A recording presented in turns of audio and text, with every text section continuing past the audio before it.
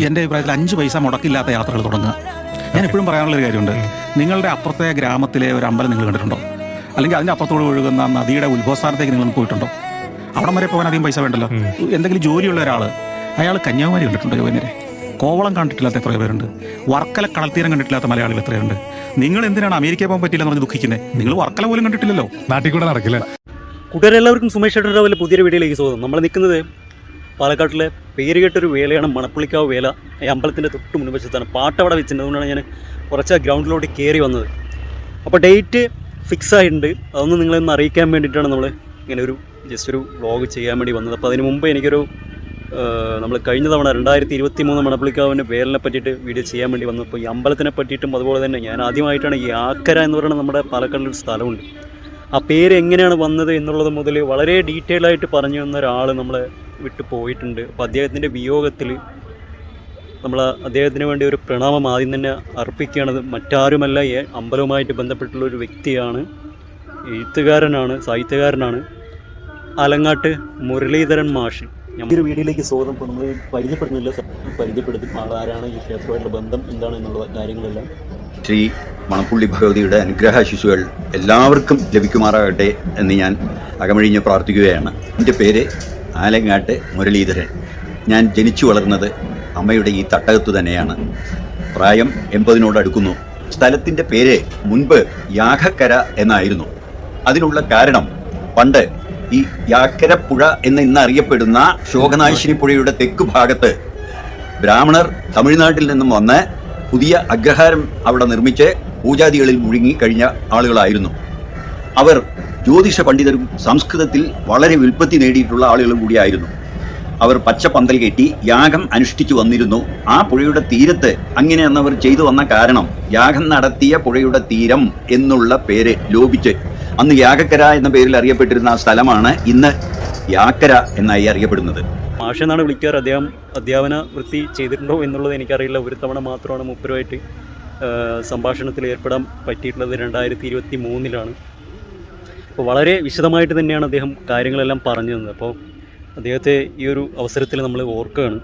എനിക്ക് ചെറിയൊരു സന്തോഷമുണ്ട്. എന്താണെന്ന് പറഞ്ഞു കഴിഞ്ഞാൽ മറ്റൊന്നുമല്ല, കഴിഞ്ഞ തവണ ആ ഒരു വീഡിയോ ചെയ്തത് കാരണം അദ്ദേഹത്തിൻ്റെ വിയോഗം വേദനിപ്പിക്കുന്ന അദ്ദേഹത്തിൻ്റെ കുടുംബ ബന്ധു സ്നേഹിതന്മാർ, അപ്പോൾ അങ്ങനെയുള്ള ആളുകൾക്കെല്ലാം മുമ്പ് അദ്ദേഹം ഇൻ്റർവ്യൂ കൊടുത്തിട്ടുണ്ടോ എന്നുള്ളത് എനിക്കറിയില്ല. അപ്പോൾ അദ്ദേഹത്തിൻ്റെ ആ ഒരു സ്പീച്ച് വീണ്ടും കേൾക്കാൻ നമ്മുടെ ഈ ഒരു ചാനലിൽ കൂടിയിട്ട് മറ്റുള്ളവർക്ക് കഴിയുന്നു എന്ന് കേൾക്കുമ്പോൾ നമുക്കൊരു സന്തോഷമുണ്ട്.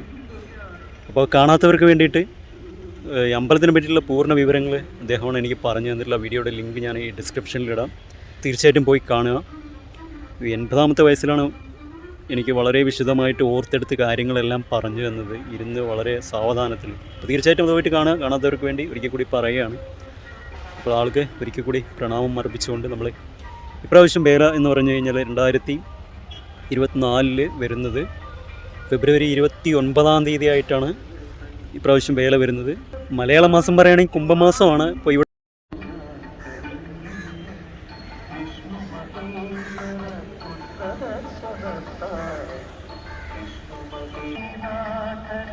ഇവിടുത്തെ ഈ പുതുശ്ശേരി വെടിക്കും അതുപോലെ തന്നെ മണപ്പുള്ളിക്കാവ് വേലയ്ക്കൊക്കെ ഒരു പ്രത്യേകതയുണ്ട്. അതായത് കതിരുത്സവം കഴിഞ്ഞ് 90ാമത്തെ ദിവസമാണ് ആ വേല വരുന്നത്.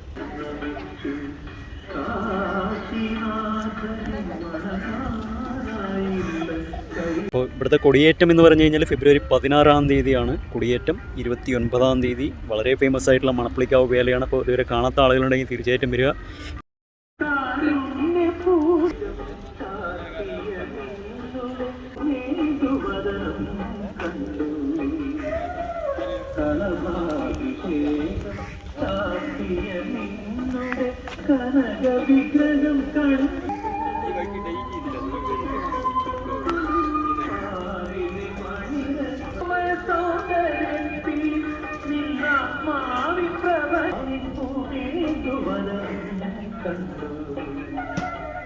കതിരുത്സവത്തിൻ്റെ ഭാഗമായിട്ടുള്ള ഒരു പട്ടക്കുടയും അതുപോലെ തന്നെ നമ്മുടെ പനയോലയൊക്കെ തൂക്കിയിട്ടുള്ള മനോഹരമായിട്ടുള്ള കുട, അലങ്കരിച്ച കുട അമ്പലത്തിൻ്റെ മുന്നിൽ വെച്ചിട്ടുണ്ട്. അപ്പോൾ അത് കതിരുത്സവത്തിൻ്റെ ഭാഗമായിട്ട് വെച്ചതാണ്. കതിരുത്സവം കഴിഞ്ഞ് 90ാമത്തെ ദിവസമാണ് വേല എന്ന് പറയുന്നത്.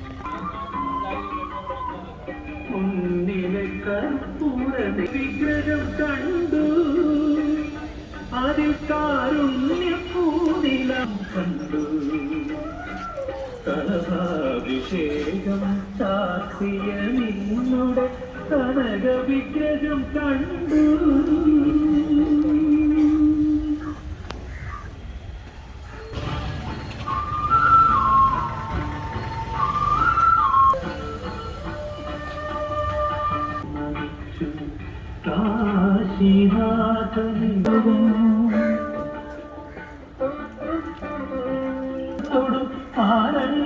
ക്ഷേത്രങ്ങളിൽ നിന്നെ കണ്ടു എന്നിട്ടും നൈതിക ബ്രഹ്മചാരിയ നിന്നെ കാണാൻ വന്നു. വരാൻ പറ്റാത്ത ആളുകളാണെങ്കിൽ നമ്മുടെ ചാനലിലൂടെ കാണുക. ഇപ്പോൾ കഴിഞ്ഞ പ്രാവശ്യത്തെ മണപ്പുള്ളിക്കാവിൻ്റെ വേല 2-3 വീഡിയോസൊക്കെ ഇട്ടിട്ടുണ്ട്. അപ്പോൾ തീർച്ചയായിട്ടും പോയിട്ട് കാണുക, നല്ല സപ്പോർട്ട് ചെയ്യുക, മാക്സിമം ഷെയർ ചെയ്യുക. അപ്പോൾ ഏതായാലും അടുത്തൊരു വീഡിയോയുമായിട്ട് വീണ്ടും കാണാം.